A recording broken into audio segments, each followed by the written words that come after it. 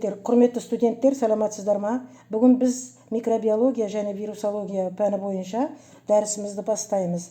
Дәрістің тақырыбы медициналық микробиологияның мақсаттары менен міндеттері, дәрігер қызметіндегі маңызы, микроорганизмдердің жүйеленуі және заманауи жіктелуінің принциптері, бактериялық жасушаның құрылысы, бактериялардың саңырауқұлақтардың морфологиясы, бактериялардың физиологиясы және биохимиясы. Микробиологияның мақсаты мен міндеті. Микробиология грек сөзінен шыққан, микрос ұсақ, биос өмір деген, логос ілім дегенді білдіреді. Бұлар өте ұсақ, көзге көрінбейтін микроорганизмдерді зерттейтін ғылым микробиология.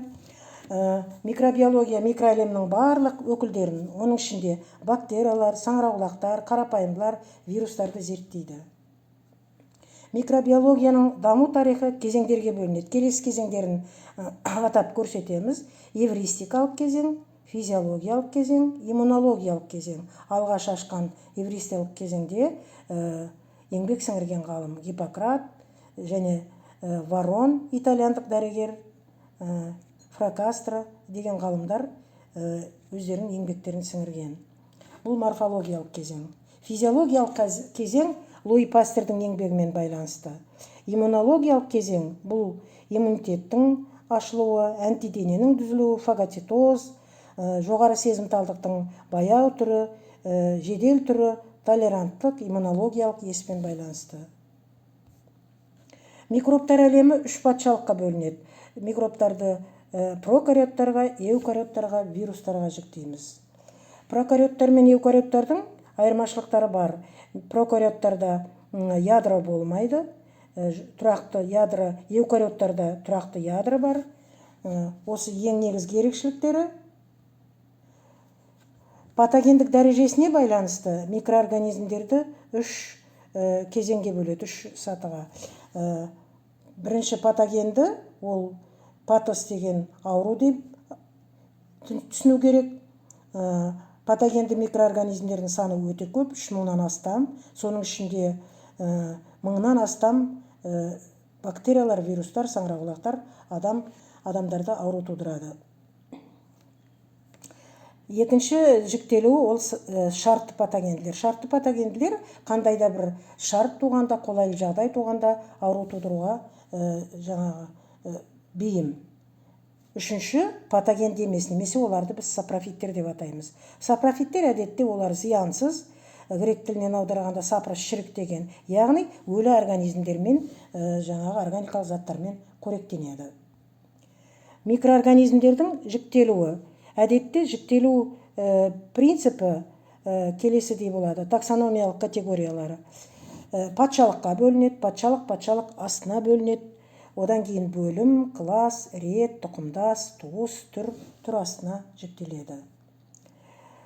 Түр дегеніміз не? Түр дегеніміз ұсақ, ұқсас қасиеттермен бірігетін, бірақ басқа туыс өкілдерінен ажыратылатын даралар жиынтығы. Таза дақыл дегеніміз ұқсас морфологиялық, тинкториалдық, дақылдық, биохимиялық және антигендік қасиеттермен сипатталатын коректік ортада бөлінген бір текті микроорганизмдердің жиынтығы. Штам дегеніміз белгілі материалдан бөлінген және түрдің басқа өкілдерінен ерекшеленетін микроорганизмдердің таза дақылы. Клон дегеніміз бір микробты жасушаның ұрпағы. Бактериялардың жасушасының құрылысында негізгі құрылым болады және қосымша құрылымдар. Негізгісіне жатады жасуша қабырғасы, цитоплазмалық мембрана, цитоплазма және нуклеоид. Сонымен қатар қосымша құрылымдар бар, олар тұрақты емес. Оларға капсула, микрокапсула, шырыш, талшық, фимбрия, пилий, кірпікшелер дейміз. Кейбір бактериялар спора түседі, қолайсыз жағдайда. Енді бактерия жасушасының мына жерде суреттемесі, кесіндісі электронды микроскоппен көрсетілген. Ол неден тұрады? Яғни капсуладан, жасуша қабырғасынан тұрады, цитоплазмалық мембрана, мезосомадан тұрады, қосындылар дейміз кейбір бактерияларда, рибосомалар, нуклеоид, талшық және пилий, кірпікшелерден тұрады. Жасуша қабырғасына тоқталатын болсақ, жасуша қабырғасы бактерияларға белгілі бір пішін беріп тұрады. Ол серпінді бір берік құрылым. Осмостық қысымды ұстап тұрады. Яғни жасуша қабырғасы бөліну процесіне, метаболизмге қатысады. Метаболизм, то есть заттардың тасымалдауына жаңағы қатысатын органелла болып есептеледі. Осы жасуша қабырғасының құрылымына байланысты бактерияларды екі үлкен топқа бөледі: грамм оң бактериялар және грамм теріс бактериялар. Грамм оң бактерияларда әдетте 40%-дан 90%-ға дейін тейхой қышқылдары болады. Пептидогликанның мөлшері өте көп болады. А вот грамм теріс бактерияларда пептидогликанның мөлшері небары 5-10% ғана болады екен. Енді осы жасуша қабырғасының толығымен жойылған бактериялар бар. Оларды протопласт деп атаймыз. Егер де жартылай жойылған болса, жасуша қабырғасынан айырылған жартылай, оларды біз сферопласттар деп атаймыз. Кейбір бактерияларда сферопласты немесе протопласты бактериялар көбеюге қабілетті болатын болса, оларды ел пішінді бактериялар дейміз. Енді цитоплазмалық мембранаға кеп тоқталсақ, бұл қандай органелла? 3 қабатты құрылым болып табылады. Бактерияның цитоплазмның сыртын қоршап тұратын қабықша, яғни бұл цитоплазмалық мембранада осмостық қысым реттеледі, энергия тасымалданады, метаболизм процесі жүреді, яғни ферменттер тасымалданады, энергия бөлінеді дейміз. Цитоплазма деген құрылым не үшін қажет? Бактериялардың цитоплазмасы жасушаның ең негізгі құрамын құрайды, ерігіш ақуыздардан тұрады. Цитоплазма әртүрлі қосылыстар бар цитоплазманың құрамында. Полисахаридтер, бета май қышқылдары, полифосфаттар бар. Қоршаған ортада қоректік заттардың артық болу кезінде жиналады екен. Нуклеоид дегеніміз не? Нуклеоид әдетте прокариоттарда біз нуклеоид дейміз. Ол ядроға ұқсас құрылым. Бактериялар ядросының эквиваленті, то есть эукариоттарда ядро десек, прокариоттарда нуклеоид. Яғни нуклеоид ол ДНК түрінде болады. Шеңберге тұйықталған, немесе түйнек тәрізді әртүрлі құрылымды органелла.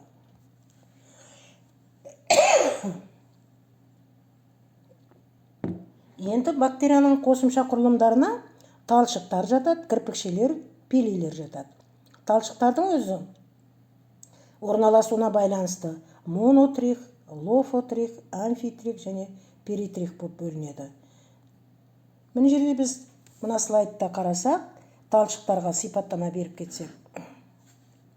Талшықтар бактериялардың қозғалуын қамтамасыз етеді. Яғни оның табиғаты филагелин ақуызы. Талшықтар цитоплазмалық мембранадан тарқап тұратын басталатын жіңішке жіпшелер. Олар орналасу бойынша. Монотрих деген талшық, бір ғана талшық, бактерияның бір шетінде бір ғана талшығы бар. Мысалы, тырысқақ вибрионда бір ғана талшық болады. Перитрих дегеніміз бактерияның бүкіл периметрін, бүкіл денесін жауып тұрады. Оны ішек таяқшасында протеидия талшықтар осылай орналасады. Лофотрих жасушаның бір шетінде шоғырланған бірнеше талшық. Амфитрихтар жасушаның екі шетінде шоғырланған талшықтар екен, екі шетінде де болады. Енді келесі органелла капсулаға тоқталсақ. Капсулада тұрақты емес қосымша элементке жатады. Капсула жасуша қабырғасымен тығыз байланысты. Көбіне капсула полисахаридтерден немесе полипептидтерден тұрады. Капсула әдетте ол қорғаныш факторын атқарады, фагоцитозға кедергі жасайды, немесе кебуден сақтайды екен. Кейбір бактерияларда микрокапсула түзіледі. Келесі органелла фимбриялық пилилер. Бұлар жіңішке жіпшелер ақуыздардан тұрады. Бұлардың әртүрлі типтерін бөліп алуға болады, көрсетуге болады жіктеп. Мысалы, пилилер, фимбриялар адгезияға жауапты. Адгезия дегеніміз бактериялардың жабысуын қамтамасыз етеді. Қоректену су тұз алмасуына жауапты. Сонымен тағы да жыныстық F пили дегендер бар, конъюгациялық пили, яғни конъюгативтік процестерде осы жыныстық F белгілер қызмет атқарады. Келесі органелла споралар. Спора дегеніміз бактерия қолайсыз жағдайда спора түзеді екен. Мысалы, бактерияларда споралар кебуден сақтайды, немесе қоректік заттар жетіспегенде, қолайсыз жағдай болған кезде олар спора түзеді. Пішіндері споралардың әртүрлі болады. Бактерияларда, мысалы, кейбір бактерияларда сопақша, кейбір бактериялар шар тәрізді болуы мүмкін. Орналасуы бойынша спораларды терминальды, субтерминальды және орталық деп атаймыз. Әртүрлі орналасады. Бактериялардың пішіндері. Енді пішіндерінің сыртқы морфологиясына тоқталсақ, бактериялар коктар немесе шар тәрізді бактериялар деп бөлінеді. Оған барлық коктар жатады. Мысалы, микрококтар, диплококтар, тетракоктар, стафилококтар, жүзімшоғы тәрізді стрептококтар, пневмококтар, менингококтар, ганококтар. Бұлар жаңағы грамон, грамм теріс болып келеді. Таяқша тәрізді бактерияларында өкілдері өте көп. Атап айтсақ, шек таяқшасы, коринобактериялар, актиномицеттер, сібір бацилласы, вибриондар, иректелген спирохеталар. То есть таяқшалар да әртүрлі болады сыртқы пішіні бойынша. Мына слайдта жаңағы аталған бактериялардың морфологиясы көрсетілген. Осыдан қарап танысып алуларыңызға болады. Келесі. Енді саңырауқұлақтарға тоқталсақ, саңырауқұлақтар олар эукариоттар патшалығына жатады. Мысалы, біз осыған дейін атаған бактериялар, олар прокариоттар. Эукариоттар, оларда нағыз ядро бар, ядро қабықшасы бар. Сосын бұлар анабиозға өтуге қасиетті. Көбеюі ол жыныстық жолмен жүреді, немесе жыныссыз жолмен жүреді.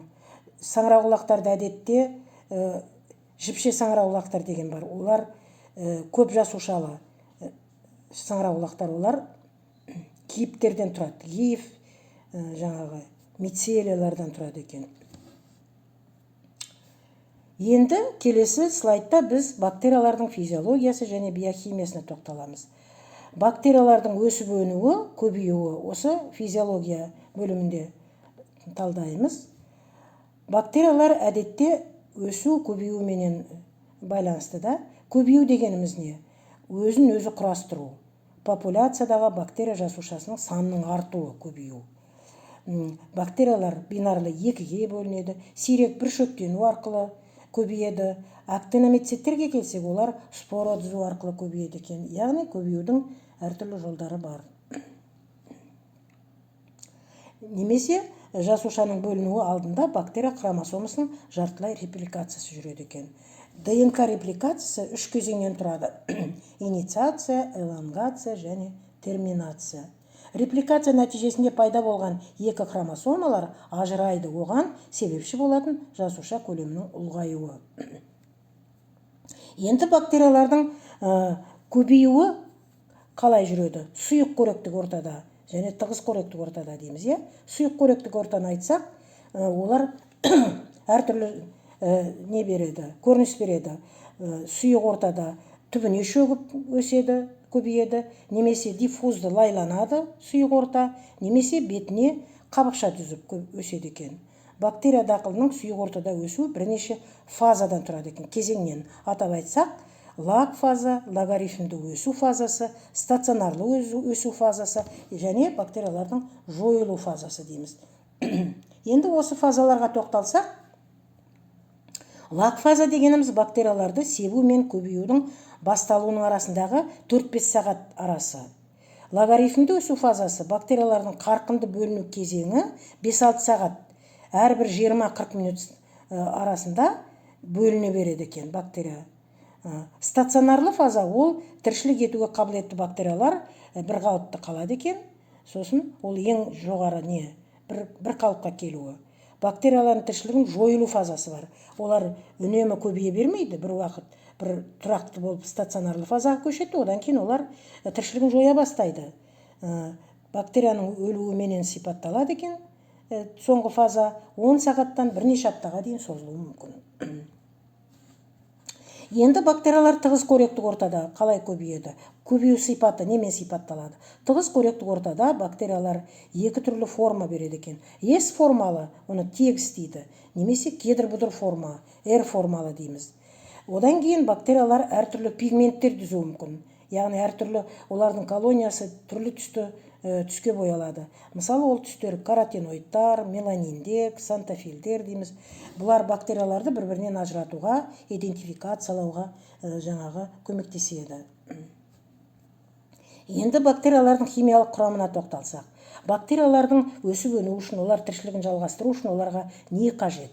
Нені қажет етеді? Бірінші, су. Бактерияның жасушасында 80% су болу керек, негізгі компонент. Одан кейін 40-80% бактерияның жасушасын ақуыз құрау керек. Одан кейін нуклеин қышқылы, именно нуклеин қышқылын ДНК молекуласы қажет, немесе оның хромосомасы дейміз, немесе оның нуклеоиды дейміз бактерияның.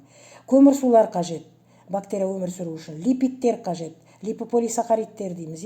Мысалы, май қышқылдар липидтер, 40%-дай липидтерді туберкулез микобактериялары жасуша құрамында енеді екен.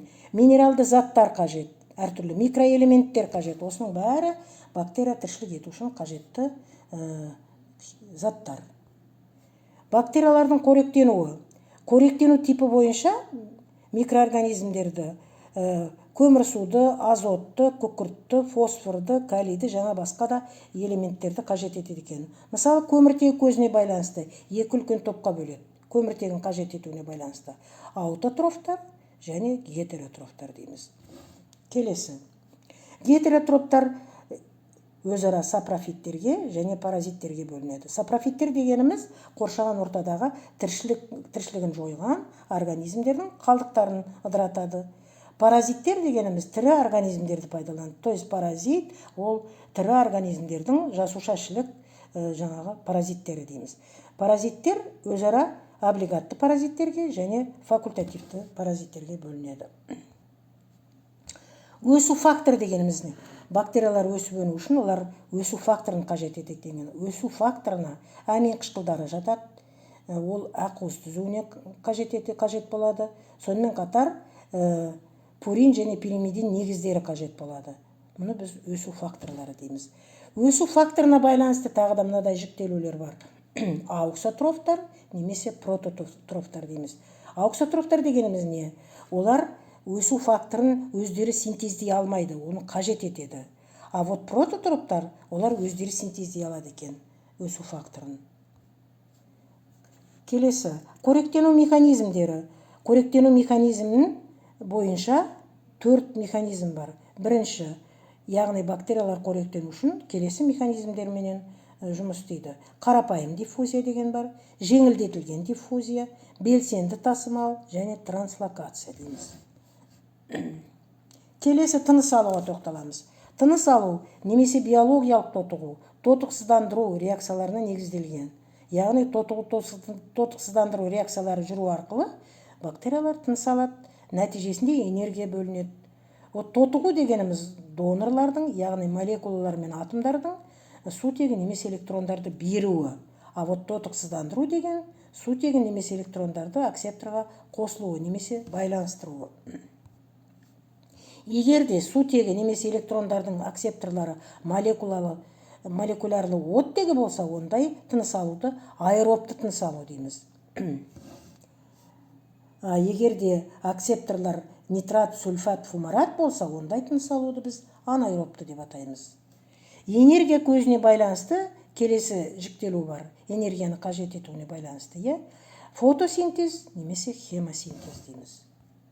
Келесі, молекулалық оттегі көзіне байланысты келесі жіктеулер бар. Облигатты қатаң аэробтар, олар тек оттегіні қажет етеді, оттегі бар жерде ғана көбей алады. Облигатты анаэробтар, олар керісінше оттегіні олар қажет етпейді. Оттегісі бар кеңістікте олар тіршілігін жойып кетеді. Атап айтсақ, ботулизм, газды гангрена, сіреспе кластридиялары, бактероидтар, олар жаңағы оттексіз кеңістікте тыныс алады екен. Енді факультативті анаэробтар бар. Облигатты анаэробтар дедік да. Облигатты анаэроб деген қатаң анаэробтар, яғни оттегісіз кеңістікте көбейетін бактериялар, ал факультативті анаэробтар ол екі жағдайда да көбейе алады екен. Оттегі бар немесе жоқ жерде де өсе алады. Микроаэрофилдер деген бар. Кейбір бактериялар тыныс алу бойынша микроаэрофилдерге жатады. Өсу үшін оларға аз ғана 10% оттегі жеткілікті. Анаэробтарда әдетте анаэростатта өсіреді. Ол сондай құрал, ішінде оттегілердің бәрін сорып алады да, оттегісіз кеңістікте оларды өсіреді екен. Енді ферменттерге тоқталсақ, бактериялардың ферменттері, олар ферменттер қандай заттар? Табиғаты ақуыз, метаболизм процесіне қатысады. Жаңағы анаболизм, катаболизм дейміз, осы процестерге қатысады. Ферменттердің түрлері өте көп, 2000-нан астам түрлері бар. Оларды 6 классқа бөледі. Класстарына тоқталсақ, ферменттердің класстары. Ферменттер, бактериялар ферменттердің класстарына байланысты 6 классын айтсақ, бірінші оксидоредуктазалар, екінші трансферазалар, гидролазалар, лиазалар, изомеразалар, лигазалар немесе синтетазалар дейміз. Енді ферменттердің тағы да келесі жіктелуі бар. Экзоферменттер немесе және эндоферменттер. Экзоферменттер деген жасушадан қоршаған ортаға бөлінеді. Гиалуриндаза, фибронилизин деген ферменттер. Кейбір бактериялар осындай ферментке ие.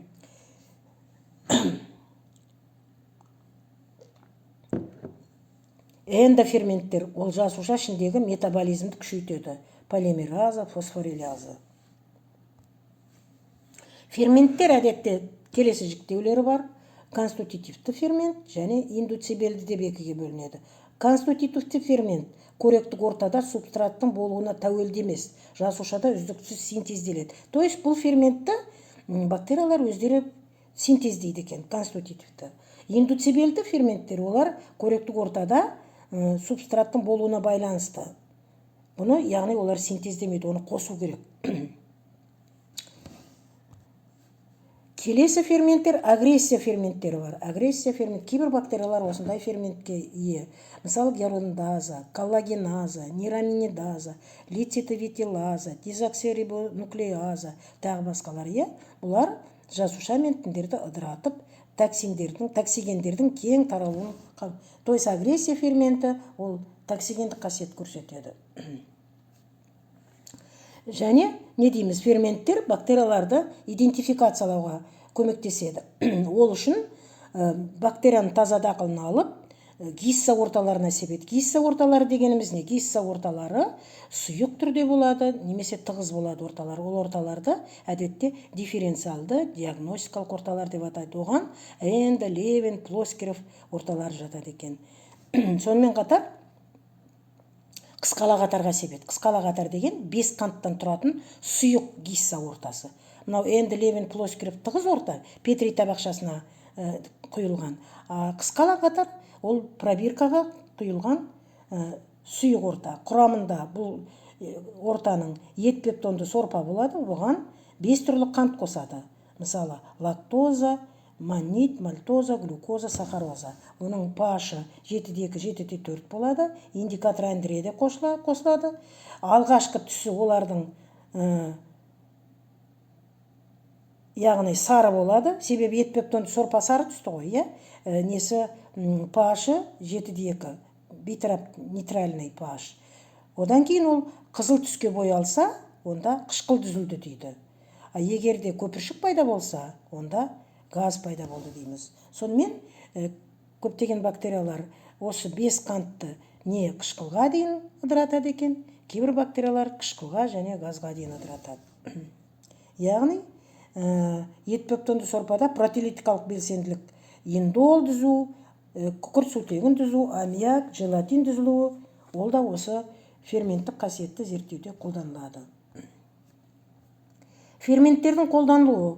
Ферменттер дегеніміз жалпы медицинада немесе басқа салада, фармацияда, жеңіл өнеркәсіпте, тамақ өндірісінде, ауыл шаруашылығында кең қолданады екен. Сондай-ақ генді инженерияда, биологиялық белсенді қосылыстар алуға пайдалануда, мысалы лигаза, рестриктаза дейміз. Сондықтан қолдану аясы өте кең. назарларыңызға рахмет, сау болыңыздар.